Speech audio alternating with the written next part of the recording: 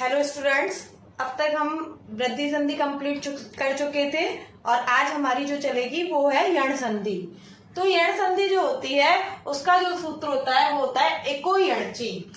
Eco यणची इसका मतलब होता है एक के स्थान पर यण आदेश हो जाता है। तो किस तरीके से होता है देखते हैं। इक का मतलब होता है ई उ री और री। यदि इनके पश्चात एक अर्थात ई उ री री इनके पश्चात इन वर्णों के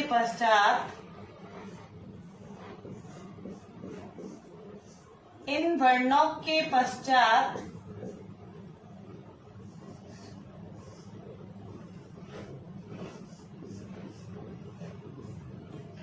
कोई भी असमान स्वर आए, कोई भी असमान स्वर आए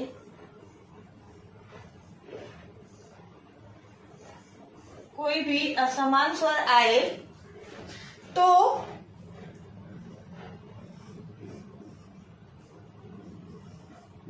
एक वर्णों के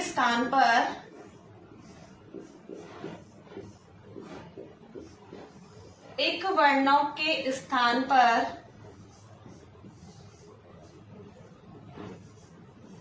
क्रमशः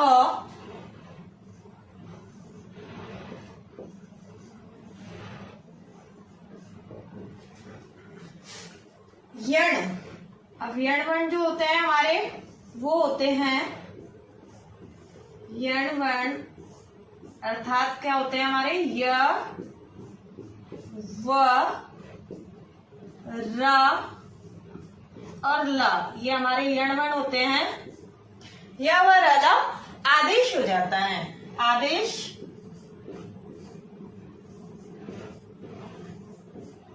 हो जाते हैं।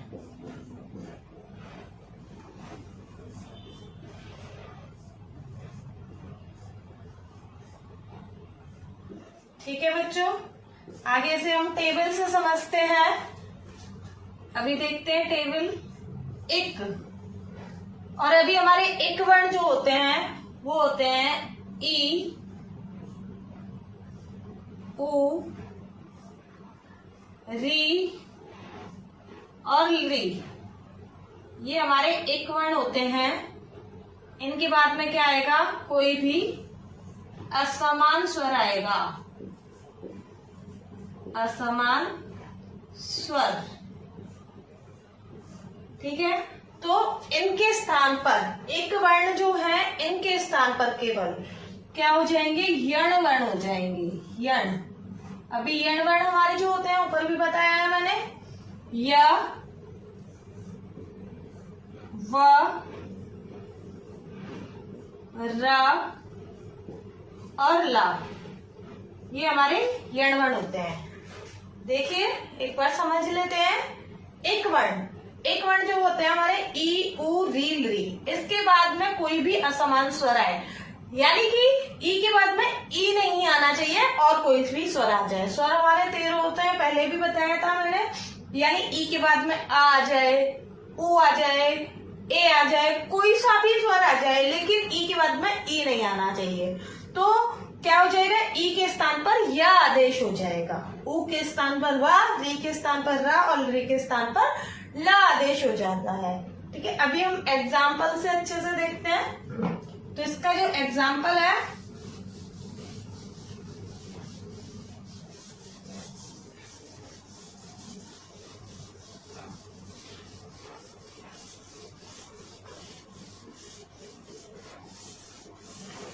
देखेंगे अभी एग्जाम्पल हम।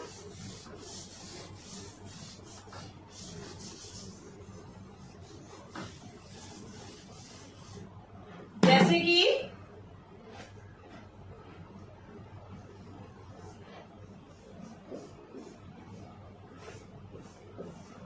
प्रत्येकम, बहुत ही सीधा तरीका बताऊंगी मैं इसमें। देखिए क्या करना है हमें। जैसे मैंने आप लोगों को बताया था कि दीर्घ संधि में जो होता है वो हमारे समान वर्ण जहां पर भी आएंगे, यानी कि आ के बाद आ आना चाहिए, ई के बाद ई आना चाहिए, ऊ के बाद ऊ और री के बाद में री आना चाहिए, तो वहां हमारी दीर्घ संधि होती है। इसी तरीके से गुण संधि की पहचान जो मैंने बताई थी, आपको बताई थी कि जहां पर भी एक मात्रा आ जाती है वो हमारी गुण संधि होती है। इसके बाद थर्ड मैंने बताई थी वृद्धि संधि, और वृद्धि संधि में मैंने आपको बताया था कि जहां पर भी डबल मात्रा आ जाती है वहां हमारी वृद्धि संधि होती है।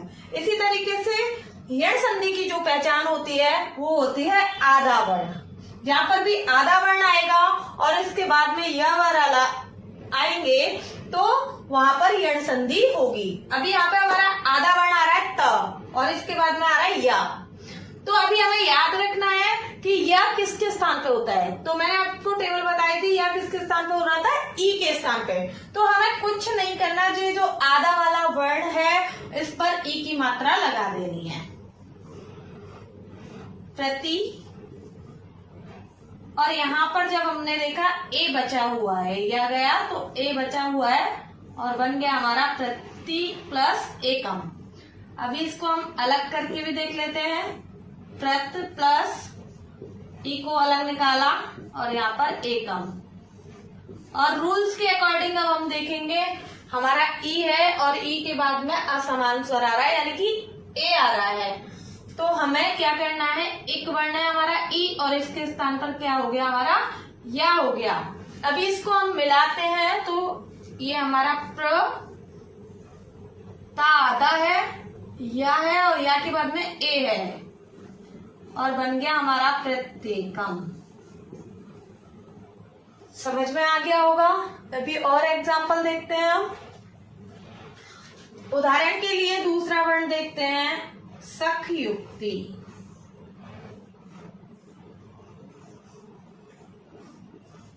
सख युक्ति, इसमें भी हम देखेंगे कि ख आधा आ रहा है और खा के बाद में यह आ रहा है। तो बस हमें कुछ नहीं करना, सखी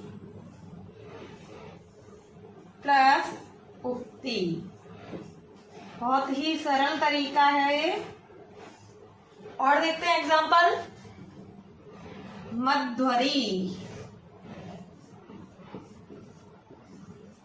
अब देखिए यहाँ पर जो है धा है आधा और उसके बाद में वह आ रहा है। वह जो होता है ऊ के स्थान पर होता है और हमारा बन जाएगा मधु। वह आधा है इसलिए इसमें से अ बच गया और बन गया अरी। मधु प्लस अरी, ठीक है। इसी तरीके से और एग्जाम्पल, अध्यक्ष। अध्यक्ष, अधि प्लस अक्ष।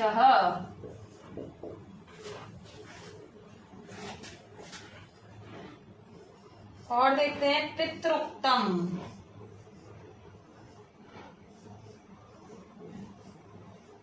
पितृक्तम ये री वाला एग्जाम्पल है। ये हमें पता चलना चाहिए, त्रा जो होता है ता एवं रा से मिलकर बनता है और रा किसके स्थान पर होता है, री के स्थान पर। तो ये हमारा बन जाएगा पितृ प्लस ऊ बच गया यहाँ पर उत्तम। पितृ प्लस उत्तम। इसी तरीके से लाकृति, री प्लस आकृति, ला आ रहा है इसमें, ली प्लस आकृति। ऐसे ही और एग्जाम्पल, अन्वय।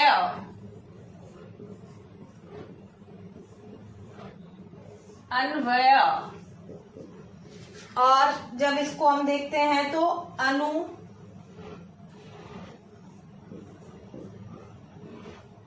प्लस अय।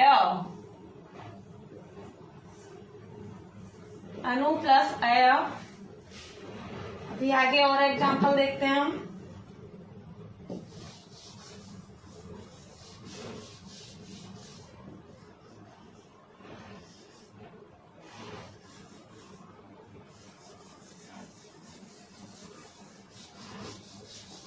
और एग्जाम्पल देखते हैं। गुर्वादेशः,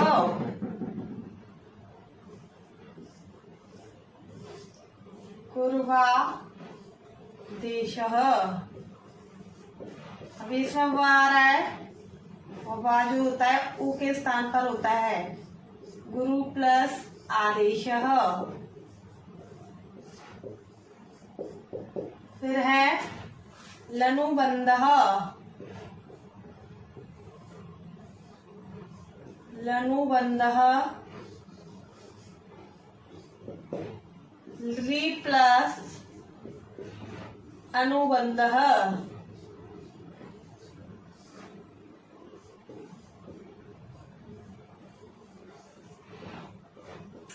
री प्लस अनुबंधः। फिर है अत्याचार, अत्याचारः अति प्लस आचारः। मात्रांश, मातृ प्लस अंश।